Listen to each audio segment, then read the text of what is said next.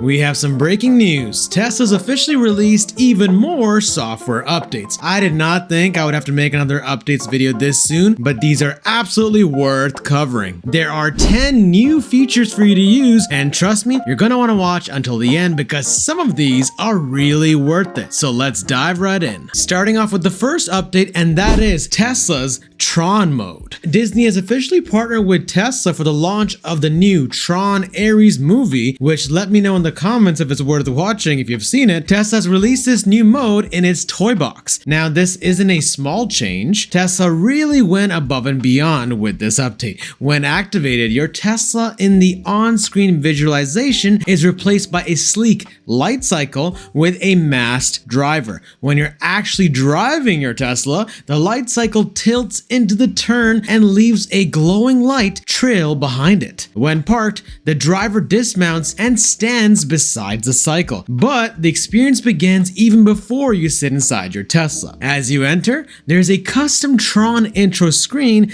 and startup sound. Tron mode also plays the Tron Ares intro music, and even includes a unique Tron-esque turn signal sound and lock sound. For Teslas with ambient lighting, a special red themed lighting mode is automatically enabled, immersing your cabin into the grid. Now, some Tesla owners were saying, oh great, I just downloaded an ad as a software update. But I say, hey, as long as it's optional, which it is in this case, I don't see the harm, as long as we never see unskippable ads playing before you can drive your Tesla. Yikes. Moving on with the next update, we have the new 3D buildings and maps. 3D buildings can be enabled in the map view, allowing you to see almost any house or building in 3D. It makes the maps absolutely pop and adds a much needed feature that has been available on other vehicles like Rivian. To view 3D buildings, the user must actually enable them, which is a new toggle on the right side of the screen on the Model 3 and Y, right next to the radar button. 3D buildings are then displayed at higher zoom levels, however, they're hidden if you zoom out too far. You also can't combine 3D buildings with the satellite view of the map, so keep that in mind. You can also drive with the 3D buildings being displayed, which makes it not only a nice visual effect, but also beneficial in navigation. Let's say a garage entry is on the other side of a building you're trying to enter. The 3D map would make it easier to find if it's tucked away in a corner. But the caveat is, this update is for Teslas equipped with AMD Ryzen, and this feature does require you to have premium connectivity. Up next, we have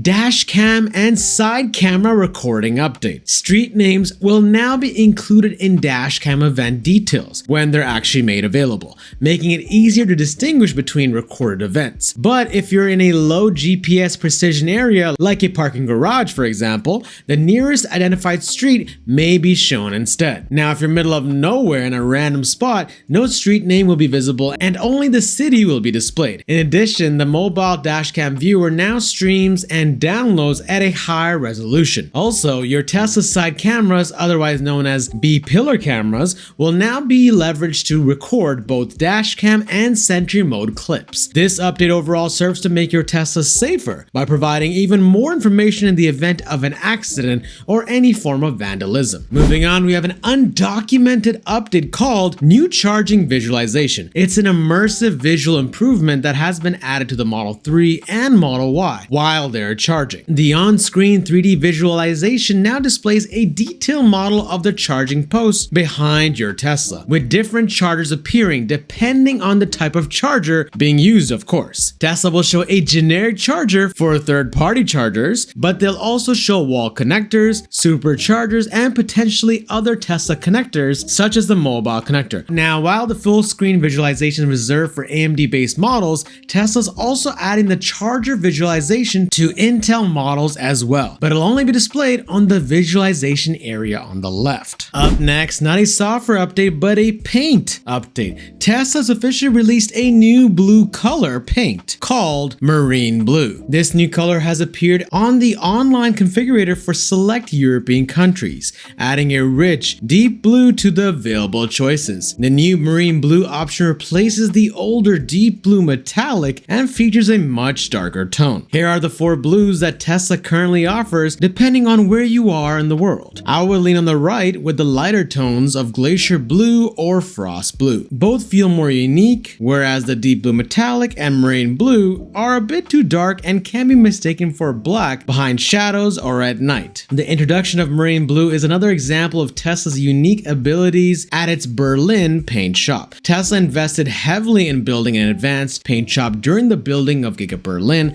and this has made a real difference in the paints that have been trialed and produced. Now the good news is, if you're a fan of marine blue and it proves to be just as popular as the now Quicksilver, it may eventually make its way into the global market as well. Now if you made it this far in the video, comment the word update to let me know you'll be watching until the end. Up next, we have a great one. Tesla will be adding 15 new visualizations to your display screen. As of right now, you see generic renderings on your display screen. All buses look the same, and some complex objects like trains appear as glitchy lines of semi-trucks moving at high speed, and no distinction of type of humans passing by. But the good news is, now there will be a ton of new 3D assets to completely overhaul the visualizations, giving you a better visual experience for your eyeballs. There will now be custom models for emergency and service vehicles, public and commercial transport, trailers, and vulnerable pedestrians and other smaller vehicles. The timing of this should not come as a surprise. The question isn't just what has been added, but why Tesla's adding this level of granular detail. The most likely answer is the massive architectural leap of FSD V14 with the 10x parameter update. Now, while it's not 100% confirmed, it will most likely go live on FSD V14 and strictly on hardware 4 cameras. Sorry, my hardware 3 folks. I feel your pain. Moving on to the next update, we now have new scroll wheel functions. In case you didn't know, you can actually add shortcuts to the left scroll wheel of your driving wheel. If you were to go to your screen, click display, then scroll wheel function, you can choose a shortcut and scroll up or down to control it. For example, you can pick acceleration. Scrolling it up or down would change it from chill or sport or standard depending on what kind of model you have, on the fly, or even decrease or increase your fan speed. But now Tesla has added new options for quickly accessing various vehicle controls, such as bioweapon defense mode, mute navigation, and music light sync, if it's actually available in your Tesla. Press and hold the left scroll wheel to open the menu. The good news is this feature should be available for all Tesla models. Now that's a small update, but a good one. Up next, we have new updates to Tesla's FSD V14. Tesla recently introduced V14.1.2 with a new speed profile, particularly the new Mad Max mode,